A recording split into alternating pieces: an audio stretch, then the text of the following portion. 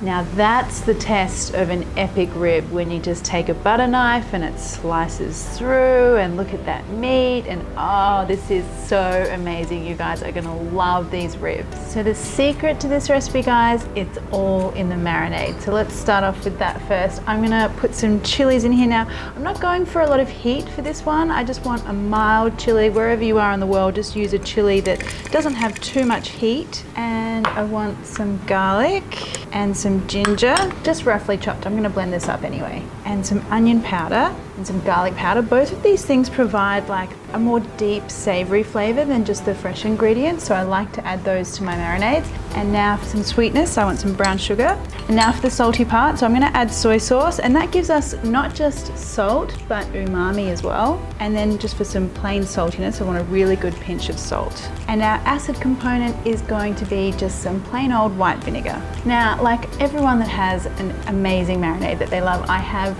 a secret ingredient for my marinade, and that is pickled garlic. I love this stuff. You know what it does? It adds acid, sweetness, saltiness, and umami, all the things, magical ingredient. So you can find this in an Asian grocer, order it online. Look, if you can't find it, it's, you know, just leave it out, but it really is an awesome ingredient to have in your pantry. You know, you could also use pickled onion. That's a lot easier to find in regular supermarkets as well. That'll add the same kind of tang. And now just blend all of that up until it's smooth. That smell, I can tell already that my pork ribs are going to be amazing just by the smell of that marinade. Pour that out into a bowl. Now, with all my favorite recipes, I just love to share them with you guys. So I've actually bottled this marinade, and if you're in the US, you can buy it yourself. You don't have to make it from scratch, or you can make it from scratch. Either way is good with me, but you can find this in a lot of retailers. Check out my website if you're interested. Okay, let's get to the porky part, because you know what? The sooner we get to that, the sooner we get to eat.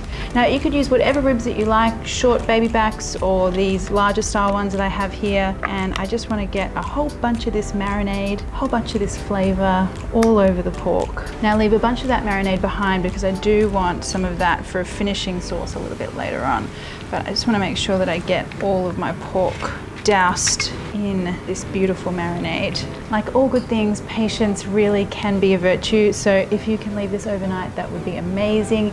If not, you know, get it straight into the oven, but I'm gonna leave this for about an hour. And this is my other big tip, because I hate doing dishes, and when you've got a sticky wet marinade getting all caramelized on the bottom of a baking dish, that just means you got to wash it up. So put it into the foil, pour those marinade juices back on top, and then get yourself another piece of foil, and we basically want to make like a foil bag around our ribs. Now what this will do is create a really gorgeous steaming environment for our ribs to get really nice and soft and tender. Just pop these in a really low oven for about 2 hours, or until that pork is falling away from the bone. So while that pork's doing its thing in the oven, we're going to make a bit of a finishing sauce. So take the rest of that delicious marinade and pop it into a saucepan. Now I want to get this bubbling away, and then I want to simmer it for 2 to 3 minutes until it gets beautifully dark and thick.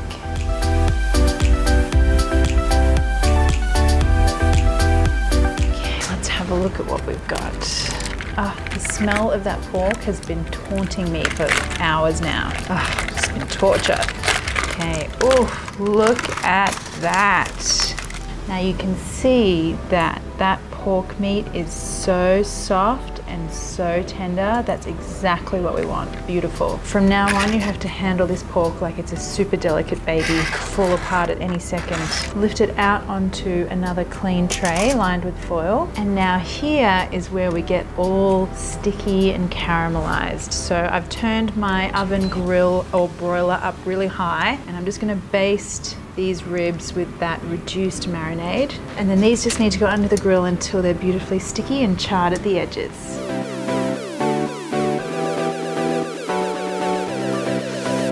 Now, would you look at that? So amazing. Here is the moment that I've been waiting for. Just cut through that amazingly soft pork. And then this is so jam-packed full of flavor. All you need is a very simple coleslaw on the side. It's my preference anyway. And it would be criminal not to try these out. This is Last Supper stuff, guys. Epic.